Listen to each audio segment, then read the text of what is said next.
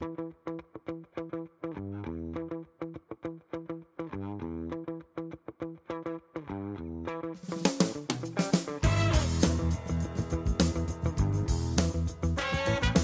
evening, you're watching Rachel Meets, the weekly television show here in Longford Town, broadcasting out on Cablecom Channel 9 and Outtake Community Media YouTube channel every Wednesday at 8 o'clock.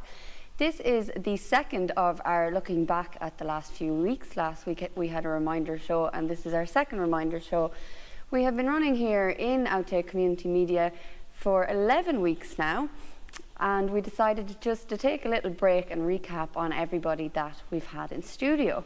So on tonight's show, we're going to look back at the New 52, Dissension Rising, Sean Rooney, who was joined by Paul Gurney, Paul Hennessy and Mick Warnock, Jemma Cowen and Grace Day. So first up is Grace Day. She travelled all the way down from Donegal to join us here on the couch, and here's what she had to say. Hi. Hi. Thanks for coming all the way down. Thanks for having me. So you started playing music at a really young age, like 8?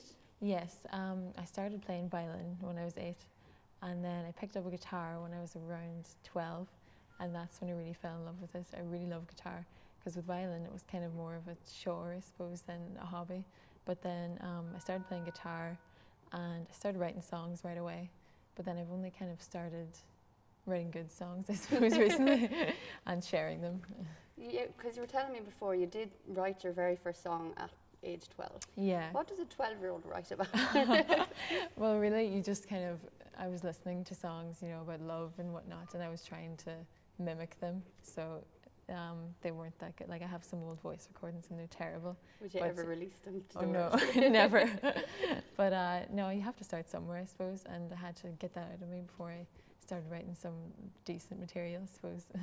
Is it something that just comes naturally to you? Like you get the love from it just? Yeah, I really love the process. I just felt it was natural to start writing as soon as I started playing, because I like playing other people's songs, but just there's nothing like the feeling of creating your own music, I suppose. Brilliant. So your first single has just been released? It has, yeah. I released it on the 15th of August and it's called Better Guy. And yeah, it's really exciting, just trying to get it out there, get it on radio, and yeah, just get it heard. Because you are 21, so 21. It's really been almost 10 years in the making, this first song. Yeah, exactly, yeah. Well, I wrote it probably the beginning of the year, around January, February. So I just decided it was the best one to release, because I have other material as well, but it was hard to pick which one I would release first, but I think I'm happy with the one I chose anyway. Is it inspired by anything in particular, or what does inspire you? Yeah, it's inspired by, well, it was a negative experience, and I just kind of felt like I had to write about it as a therapy kind of for myself. So it's a song about self-image, and it was someone who made a hurtful comment about my appearance, and I decided to write a song about it, and I felt better afterwards. So that's what songwriting kind of is for me. It's kind of a therapeutic process, I suppose. I think it's a lot easier to write about sad stuff than happy songs. Yeah, exactly. It's so much easier. Unless you're Pharrell, and then you can just write that song. Exactly. Yeah. No, I've probably twice as many sad songs as happy songs. That's so true. And do you hope to release them all, or are you still trying to fine tune? Yeah, I have a couple of songs that I want to release. It's just trying to get the time and I suppose the finance to get recording them. I'd love to do an EP soon. That's what I'm working towards. So I hope to release something else around Christmas time or so. Brilliant. Because you are still in college, so it must be hard to juggle everything. It is hard, yeah, because I'm going to France to study abroad next week, a week from today. So I'll be over there for a couple of months.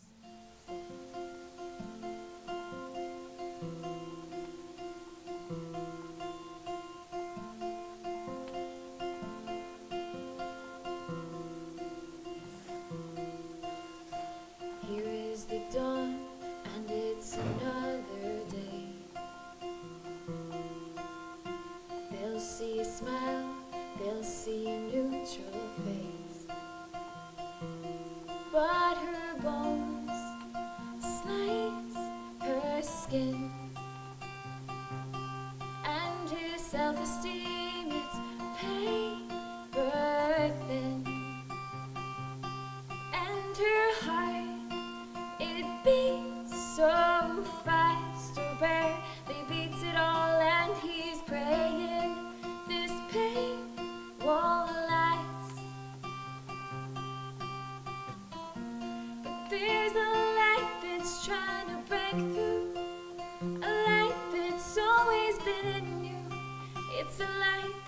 always been in you, oh, it's always been in you, oh. And this fight is what will make you a fight that's always been in you. And it's a fight, it's always been in you, oh, it's always been in you, oh.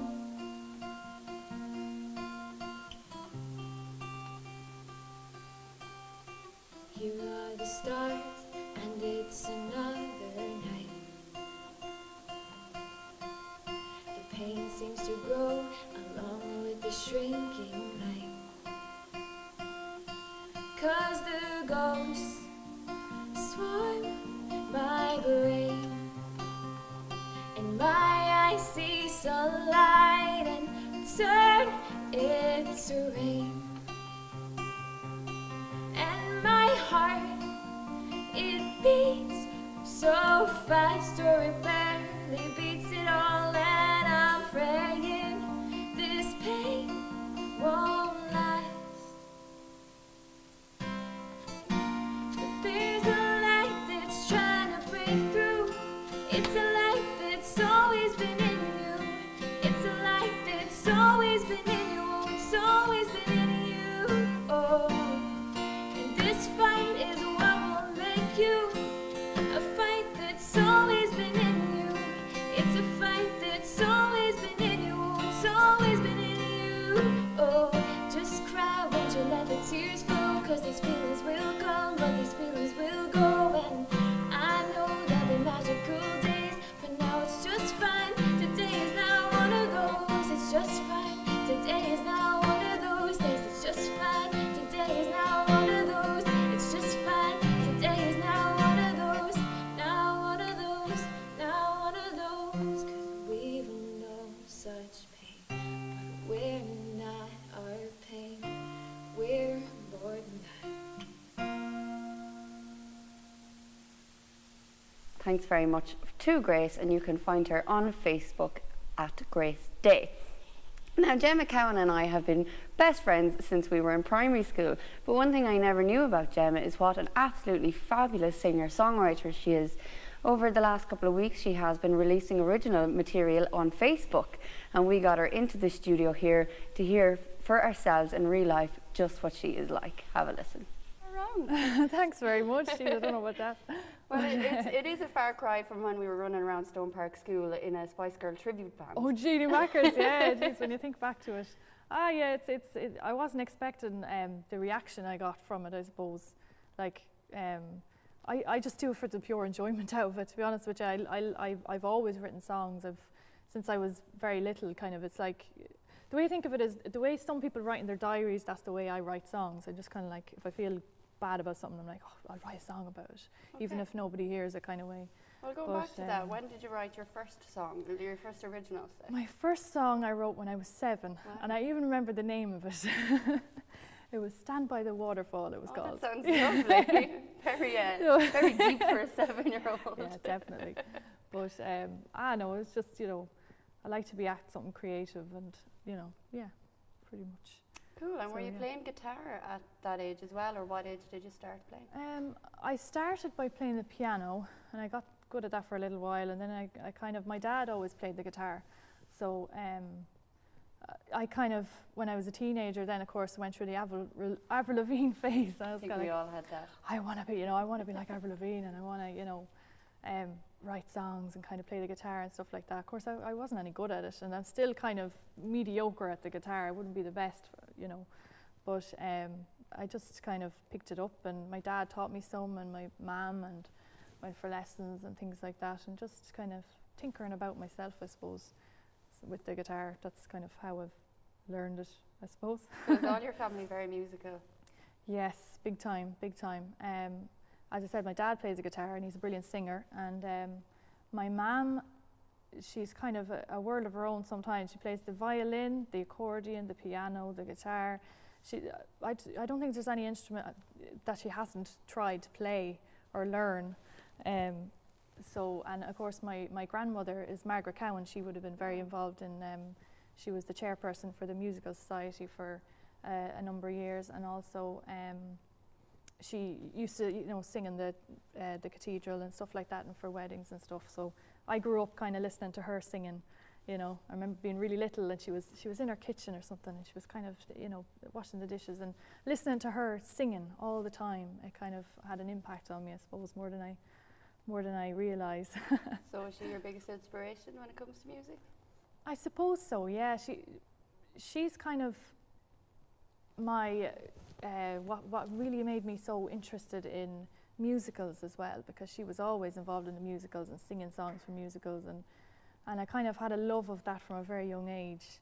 But yeah, I was never confident enough, or I suppose believed in myself enough to kind of sing in front of anybody or do any of that stuff. It was kind of more like in my own bedroom, kind of nobody had to hear me kind of way. Do you think if you didn't grow up in such a musical family that you would still be writing music, or has that paved the way? Well, no, I don't. Probably not, because apart from that as well, I love to write, just write stories and stuff like that, and it's just another means of getting stuff out, I suppose, getting kind of emotions out and connecting with things. I don't know, but no, I don't think I would have really, if I hadn't been so influenced by my family. They're definitely a huge influence. There's music around the family all the time. And my cousin actually, I don't know if you've heard of a band called the Little Green Cars. Yes. He's one of the singers in the Little Green Cars. Adam is his name, Adam O'Regan. So he, as well as that, I'm like looking at him and I'm going, wow, you know, he's doing it, kind of way. He's doing really well. Oh yeah, big time. And I was like, that's incredible. And not only that, but writing amazing lyrics. That's the thing that I focus on when I'm writing songs. I'm like, yeah, the melody, yeah, but the lyrics have to be real. They have to mean something kind of way, you know. And that's how I feel about it anyway. Maybe what inspires your lyrics? Personal experience. Yeah.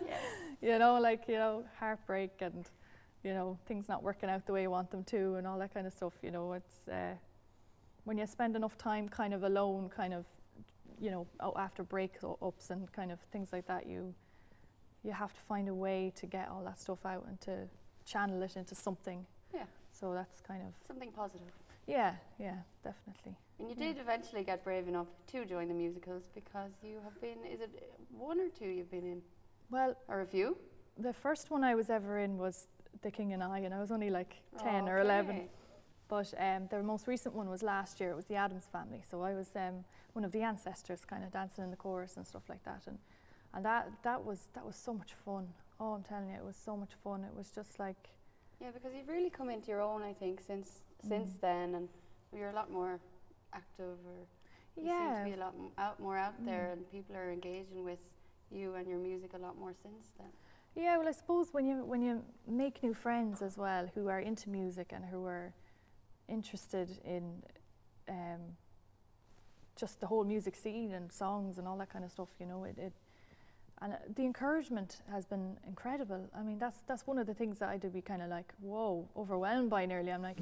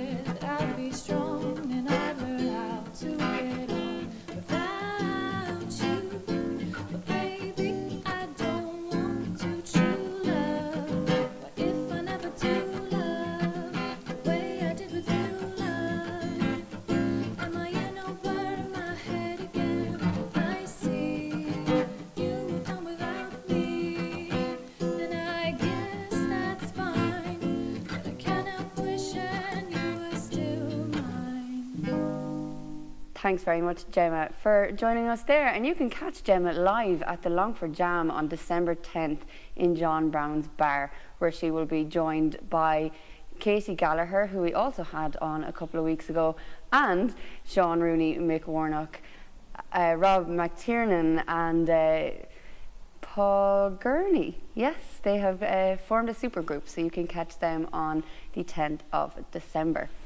Next up is Dissension Rising. They're an amalgamation of a Dublin band who were joined by Longford drummer Cian Johnson.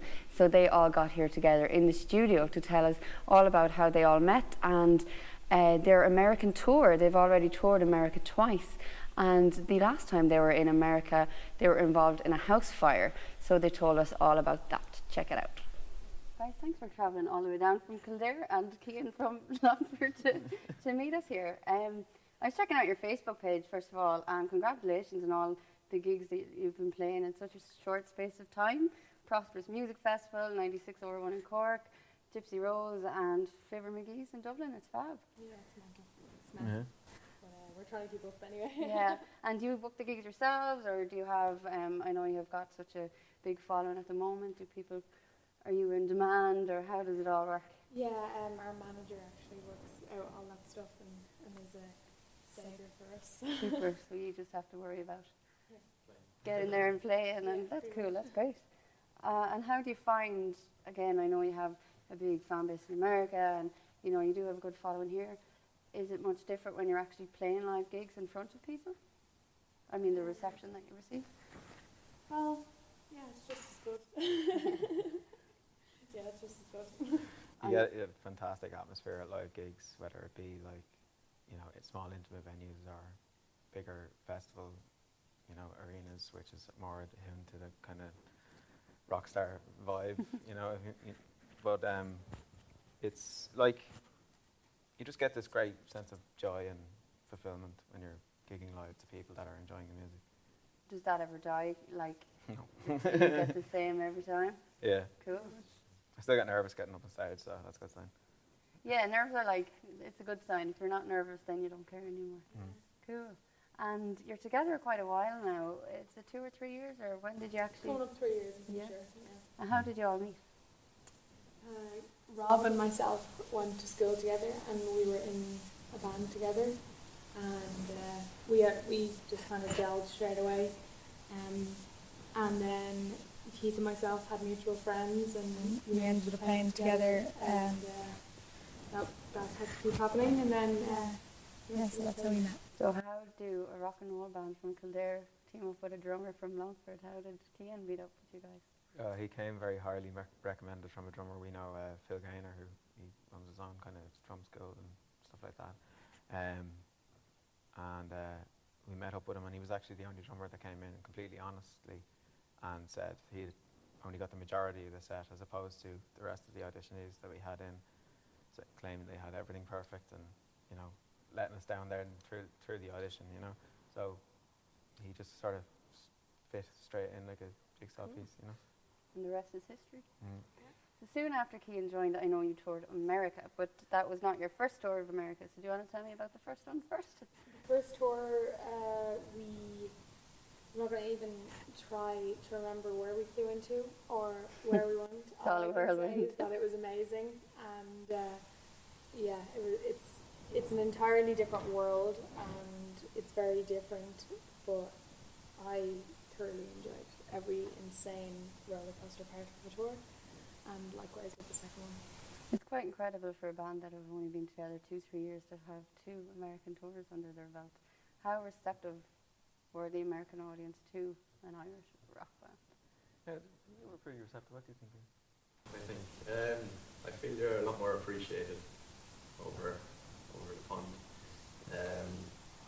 They're just so much more in your face. Like they'll come up and ask you, like when did you start playing drums, or they'll ask for your autograph and everything.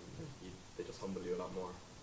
So yeah, I love the scene over in Ireland as well, though, because that's where it all began.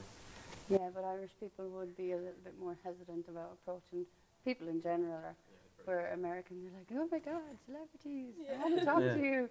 You know. We had all that, going over. They're Irish. You know? Oh yeah, they love the Irish, so I think we met more Irish people in America than we ever have in Ireland. So. that's great. Well, that's nice that the Irish community over there are supporting Irish music that come over. Yeah. So that's cool. And how many, like, what did you do on the tour? How many venues did you play, or do you remember where you went? And the last one was like, oh my god, what was it, like 24 gigs? Something like that. Something like that, yeah. Crazy. Amazing. In We, space of 6 weeks. we had very little time off, but it was way crazier than the first tour, but it was great. It was great. absolutely worth it.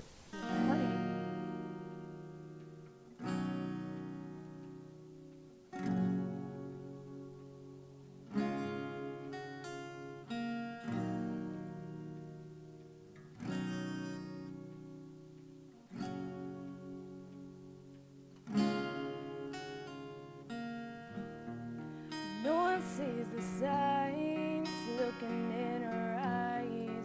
All you'll see is shame. And all the time she lies, screaming that she's fine. Demons creep through her veins. Wide awake at night, the devil hears her cries, and thoughts are eating her alive.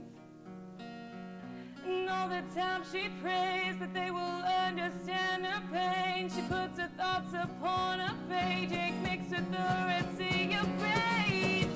Now all she can do is battle through against this mental war. Now this soul can see that help is all she needs, wishing she could sleep forever. Heaven knows she's tried.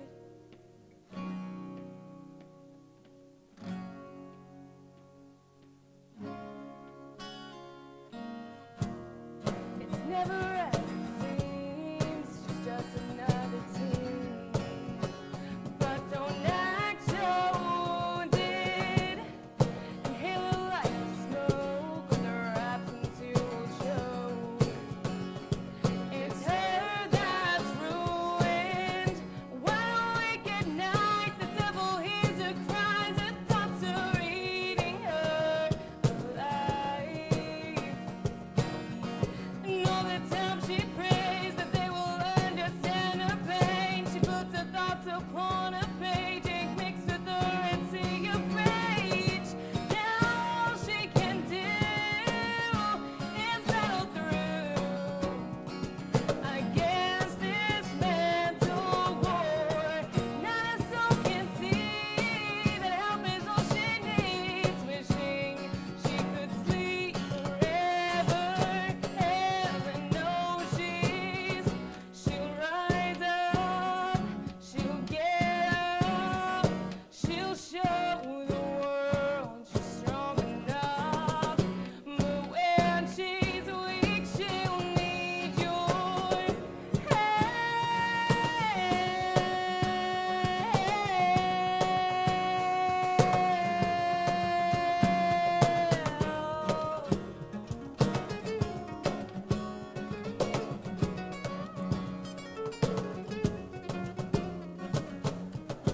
Wide awake at night, the devil hears her cries, her thoughts are eating her alive.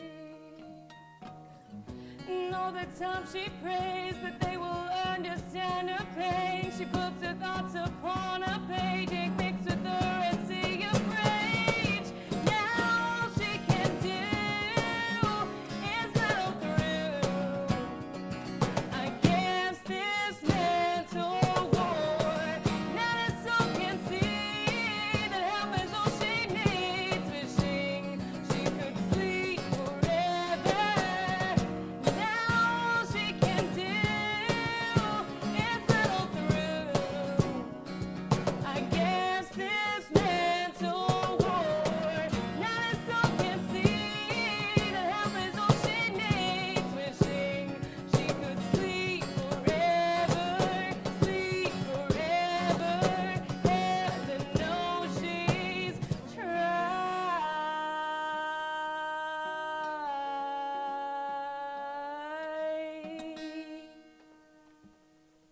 Sean Rooney joined us here in the studio for the second time with Paul Gurney, Mick Warnock and Paul Hennessy, and they were promoting the first ever Longford Live and Local gig, which happened, I think it was 2 or 3 weeks ago now, but the next one is planned for the 8th of December. So here is what they had to say.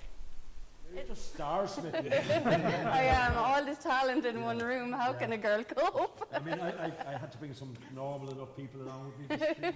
And am I right in saying, is there 6 or is there more playing? There's, there's a little surprise element in there, so we won't give that away. Either. You have to go on the night. Probably would be 6 then, including that, yeah. Brilliant. So, yeah, I mean, there's 1, 2, 3, 4 here.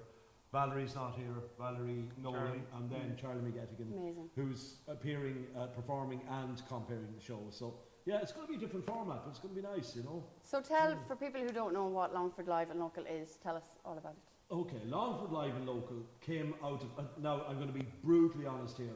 There's a friend of mine up in Sligo called Kieran Quinn, who runs a gig regularly in the Hawkswell Theatre. And it's been so successful that I thought, why don't we do something similar in Longford? You've all these fantastic, talented people sitting around doing nothing. If I wanted to see Paul Hennessy sing, where would I go? Where would you go? Where would Lisa go? Do you know what I mean? If you wanted to see Sean Rooney sing, I was lucky enough to sit front row in the orchestra of the musical last year. I got to see Sean every night, but other than that, I couldn't see Sean. And I mean, God, this guy should be on the front of every magazine. He should be, no, he should be. Oh, I agree. No, actually, all of the magazines. Any other, he should be singing the top gigs in the world. But he's not going to be unless somebody gets to see him. So, I mean, you know, it's the first step, hopefully, in that progression. The same thing with Mick. Me and Mick have worked together for what, 20 years maybe? Unfortunately, but give or take a bit. You know, and again, one of the finest voices in this country. And I guarantee you, people will come away from that gig Friday night saying, I never heard Mick Warnock sing like that. Yeah, absolutely. You know, they've heard him with Audio Pilot, they've heard him sing rock, they will not have heard him sing what he's going to be singing, you know, on Friday night, or the way that he's going to be singing it. So, you know, we're trying to open doors here, Rachel, trying to just give a platform. You know, we're looking at theme nights down the road. The next night is already booked. We don't have the date confirmed, unfortunately, but we're looking at mid-term February. Okay, brilliant. And it's going to be bands night, so we're featuring Reprisal, Dissension Rising, and Brave Giant. Excellent. On that night. So then we'll move it forward after that. We'll probably maybe have a songwriters night. We'll have a country night. We'll have an Irish night. We'll have whatever. Do you know what I mean? Something for everyone. Absolutely. As long as it's Longford Live and Local, it works. You are originally from Leitrim, but how long have you been living in Longford? Quite a long time, I'd say. Oh Lord. Believe it or not, I'm probably more of my life in Longford now than I was anywhere else. You know, so that's like 5 years. Because you are heavily involved through your recording studio, the Rose of Tralee, putting gigs on. There's so much stuff in music in Longford that you're involved in. Just how much talent is there in this county? How much? Yes. Loads of it. Absolutely. Probably more or as much than anywhere. Longford's always been blessed that way. Going back, when I came to Longford first, your granddad, Brian Harkin, had all these wonderful Longford musicians around him. You had other musicians that came into the town because you had bands like Dermot Hegarty and you had Brian Harkin and you had, I mean, look, we jokingly call Drumlish Nashville because you have Busy Fingers, you have Declan Nerney, you have Mick Flavin, you have Night Fever, you have Noel Cassidy. I mean, there's more country music in Drumlish than there is in Nashville. You know, I mean, talk about talent. It's just, maybe it's because it's such a central county, but it just seems to, it absorbs that musical talent all the time. It's just full of it, you know, and people like to be in Longford. It's always been a great kind of a base for music, hasn't it? You know, unfortunately with the kind of the downward trend of the pub scene, you know, you don't see it as much as we used to. Now, there was one stage that we could do the tour along for, couldn't we? Without repeating ourselves. You could go from pubs to like the Tangled Web, up to the Distillery, over to Rara, up to the Boweron, up to the Misty Midlands. That sounds like one hell of a night. And we pay a tune in each one. Of course, people could say, well, you know, there's the Marquee and Drumlish, but what you're trying to emphasise is these things don't happen once a year. They can happen all of the time. Exactly, and that's the point. I mean, even the lads in Brave Giant too, I think again, they're the band version of Sean Rooney. They're who I would love to see up the top. Oh, I yeah. would have no problem paying €100 for a ticket to see either act in the RDS or in the O2 or whatever it's called these days. You know, it used to be the Point. I don't know. I still call it the Point. Yeah. And we used to slag years ago. We used to say last night I was gigging in the Point, Ross's Point. Spanish Point. Exactly. But I mean, fantastic band. Again, yeah, you get to see them in the marquee of Drumish. I know they're running their own gig in backstage, which is also and deservedly a sellout. Yes. But I mean, other than that, where is them? And just on the subject of younger Longford musicians, Paul, you're very heavily involved in, obviously you run the Evolution Music School or Stage School, so you'd be heavily involved in working with really young Longford talent. And how much emerging talent is coming out of the county? Loads of emerging talent, and Paul will tell you, like, we have a lot of kids go to the studio from time to time, and like we have kids from age 4 up to 19 at the moment, and some of them have actually gone, who have been with us a few years, have gone on to actually onto college and doing music in college and dance in college as well. But there's a huge amount of talent. Waiting such a long time to call you mine. You've got it together, baby, and I am on the side.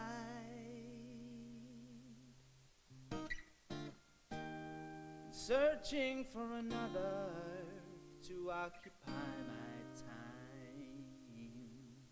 time.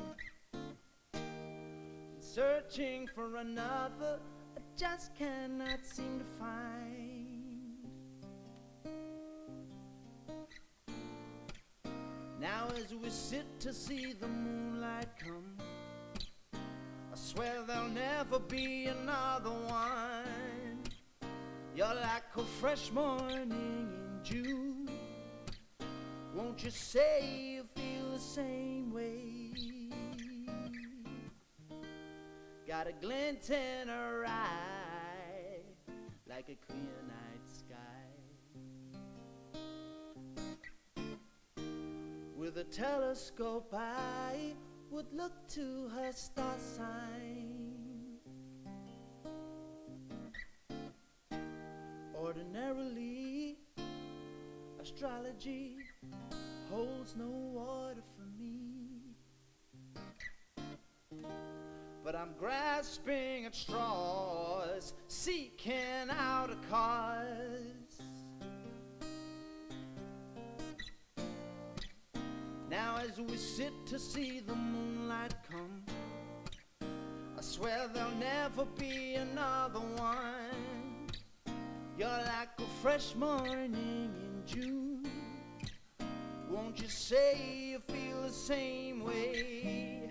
And baby, I don't believe it meant to be. Ooh, but honey, your loving blows in like a summer breeze. Oh, sweetie, you carry the warmth of the world with you. Darling, won't you carry me along too?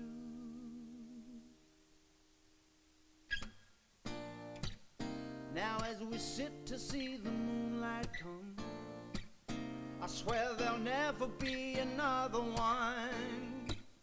You're like a fresh morning in June.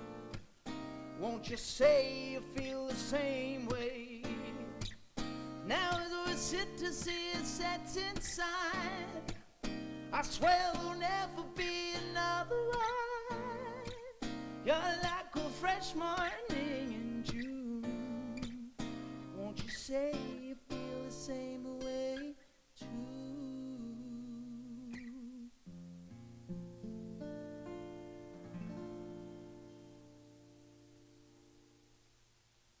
Thanks very much for joining us, guys. And the very last of our looking back at our TV show here is the New 52, who joined us from Dublin. and the New 52 are made up of two different bands, a band called the New 52 and the Submotion. So they came down and joined us here, and we had lots of chats and found out just how much they love Robbie Williams. But it must be great now that you have the band to tour with. You're not doing it all on your own. Yeah, it's very nice. These guys are great as well. I get to drive you everywhere now. Yeah, so. Mikey's he plays bass and he's our chauffeur. Yeah. So. Is that why you got a band, so you'd have a driver? Yeah, I think so. I think that's why you picked me as well as in the band. Well, you didn't drive at the time. Yeah. So don't worry. Okay, fine. It was based. They don't know that though. Yeah, make up the story. Yeah. It's all down to merit. Yeah. But yeah, no, it's brilliant having the band, and they're amazing musicians, the three of them. So it's been. Oh. It's been just all the rehearsals have been incredible. Love the gigs. Is it difficult for you guys to juggle the two bands, or has it just been? Not really, because Dara's actually really organised. So we know like 3 or 4 months in advance what we're doing the whole time. So we can, and then like when we're not really organised in the other band though. So not yet. Not as organised. So we can just float around Dara. And then you know what's happening. Yeah. I like that, float around Dara. Yeah. Do you manage everything yourself, Dara, or do you have a manager or a Me team? and me and my dad. That's the management team. Seems like a pretty solid team to me. Yeah. We do all right. You guys do well. Yeah. You know. He because I started so young, he helped a lot when I was on the first album and second album because I was busy doing homework and stuff. Yeah. So he would help with sending all the emails and getting it into the right hands and that sort of thing. And since I've left school, I've kind of taken over a bit more of the management duties. But he's still a big part of it, my dad. Were you gigging a lot for the first two albums?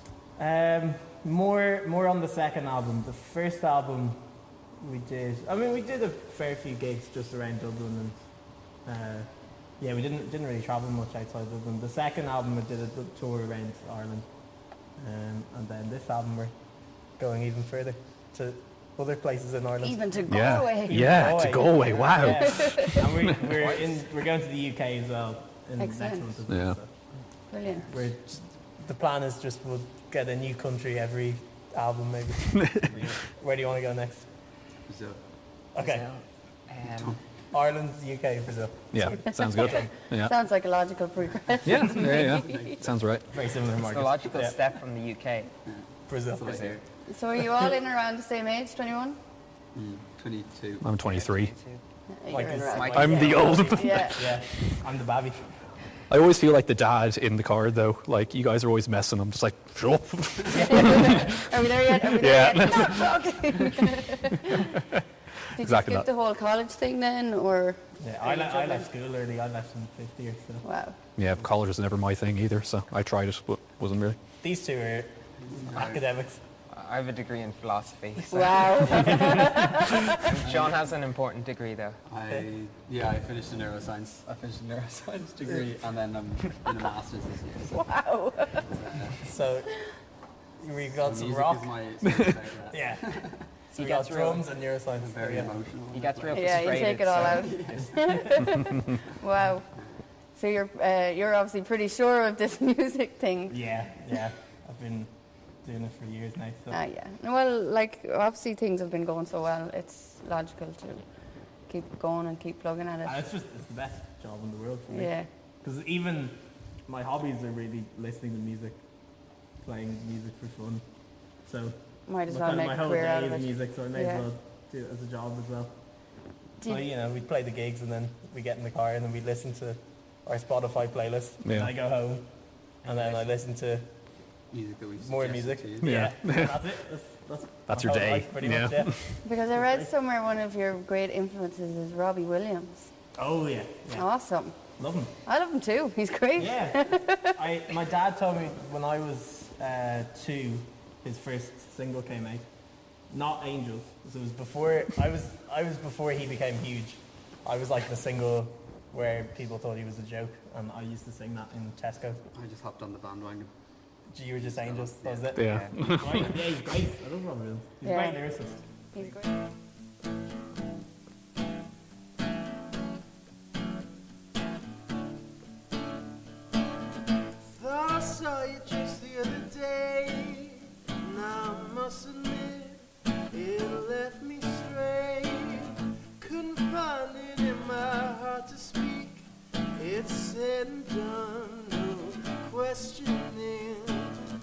think that I was the idiot.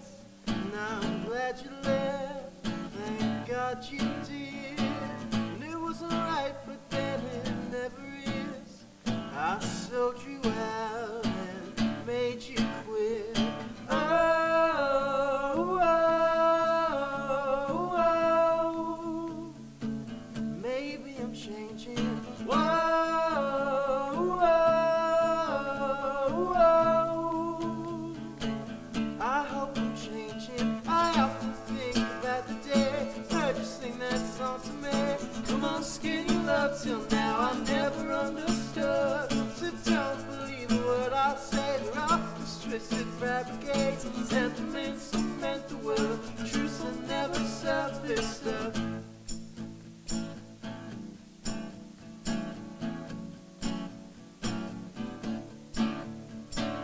And I never felt like I was doing wrong.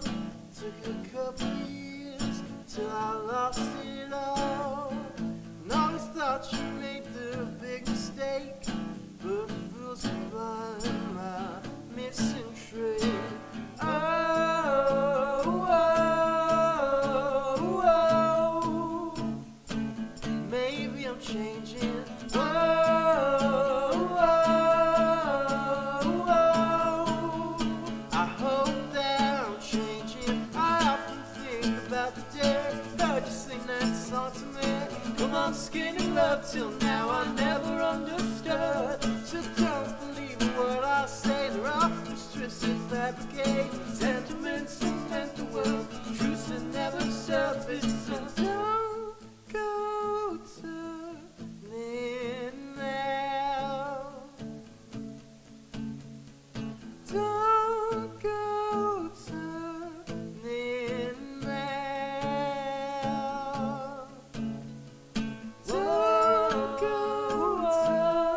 turning now. Don't go turning now.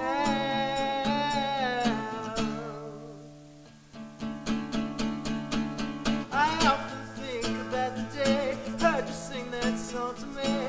Come on, skinny love, till now I never understood. So don't believe a word I say. They're all just twisted fabricate. Sentiments cement the world. Truths that never surface. I often think about the day heard you sing that song to me. Come on, skinny love, till now I never understood. So don't believe a word I say. All these twisted fabricate. Sentiments cement the world. Truths that never surface. Well, that's it. Thanks very much for joining me here for the last 11 weeks. It's been absolutely brilliant meeting everyone. And we will be back again with normal transmission next Wednesday, 8 o'clock on Cablecom Channel 9 and Outtake Community Media YouTube channel. If you would like to appear on the show or know anybody who is doing an event or has a story worth telling, do let us know. You can contact Outtake Community Media through our Facebook page, or you can email me directly, rachel@rachwritesstuff.com. Catch you next week.